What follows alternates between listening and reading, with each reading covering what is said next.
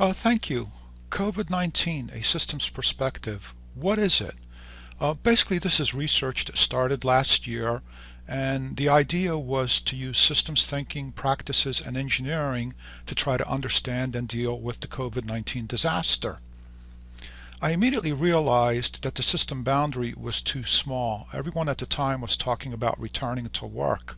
But the reality is, the system boundary includes everything. And the idea is we need to figure out how to return to life. Now, the analysis, obviously, it started slowly and it grew over time. And there's actually many different areas that were covered as part of this research during 2020. It began with stakeholder needs, it quickly moved into airplanes and airports, and then it shifted over into indoor-outdoor ventilation, which turned out to be a huge area, and there were many findings there.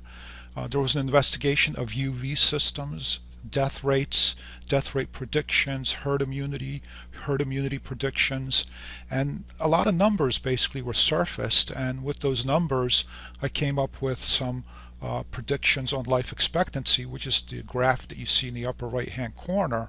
And the life expectancy, had we done nothing, would have been dreadful. I mean, it really looks bad. In any case, the research continued. There's a virus defense system that was developed there conceptually to try to understand how we were performing. And it turns out that our system's performance obviously was very bad.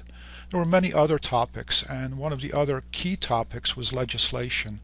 There was a draft legislation text that was put together and it was sent out to different legislators and other folks who were interested in this topic. It turns out that a portion of that legislation text has been adopted as part of policy with the new administration. In the legislation, basically what was identified was about $130 billion to deal with the schools to get them ready to open up, and the new legislation identifies about $120 billion. And moving forward, the key issue is to make sure that that money is not squandered, that whatever we do with the schools, the money is spent as effectively as possible. There were many different findings in the research. These are just some of the key findings out of the research. The first one is it was determined that the problem is massive inside of small enclosed spaces, and it's problematic in large spaces, and it's rare in outdoor spaces. And what I essentially did is I identified a number of scenarios, couple of dozen scenarios, and they all have to do with whether you're wearing a mask, not wearing a mask, social distancing, not social distancing, time of exposure, and whether you're inside of a small space, a large space, or outside. And it was determined that when you're outside, the probability of infection is like 0.0003%, 0.0003%, and that's without a mask. And when you're inside of a small enclosed space, even if you're social distancing and wearing a mask, it can be as high as 99%. So the research continued, and there was an attempt to understand what it means once we have the vaccine, and it was determined that the vaccine is not enough. And again, I use different scenarios. There's innate immunity where some folks just won't get the virus for whatever reason. And I picked a number of 10%, for example. And then the vaccine effectiveness, I picked at 70%. 70% of the people get the vaccine, so that's one scenario. Another scenario is, once again, innate immunity 10%. 90% of the people get the vaccine. 90% is the effectiveness of the vaccine. And here's the issue. Even with the best case scenario, we're looking at a couple of million people still dying in the United States. So there's other things that can be done to help the vaccine. Okay, the architecture needs to include other system solutions. And we're not just talking about social distancing and masking. These are the kinds of things that we as engineers understand and produce. And it all falls under the category of facilities and what we do inside of our facilities. The challenge is these solutions must find their way into all schools, airports, airplanes, bars, restaurants. And the other challenge is, a lot of folks are going to be selling systems out there and solutions out there. Some of them will work and some of them won't. So there's a challenge having to do with certification of installed systems out there. Now, COVID will not magically go away.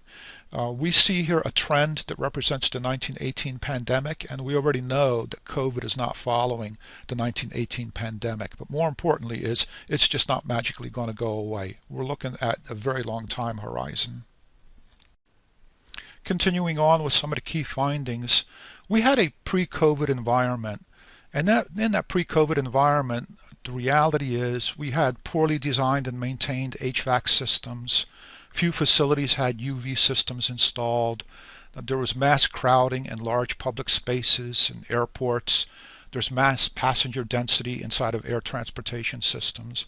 And there were no vaccines and no treatments when COVID first surfaced. In the post-COVID environment, we do have vaccines and there's new treatments are starting to surface, but there's always going to be new contagions and it's unclear what's going to happen with COVID-19 itself. Now here's the issue. The issue is we have technology out there. We have systems out there. Technologies were developed in the last century over here. We basically see students as part of University of Pennsylvania study. They were trying to understand what goes on with UV systems and how it can help basically make their lives better, healthier. In any case, the technologies are there, but the issue is the changes will not be voluntarily addressed by everyone. And what I'm detecting, what the research is showing is there's social bifurcation that's occurring. Basically, there are folks out there that understand these issues. They're tapping into the best technologies out there that are available, that have been around for 100 years, for example, and they're coming up with very healthy facilities. And then there's the other folks out there. And that's the challenge, how are we going to move forward? Because this is not going away. And we're going to be dealing with sickness in much the same way that people were dealing with sickness at the start of the previous century.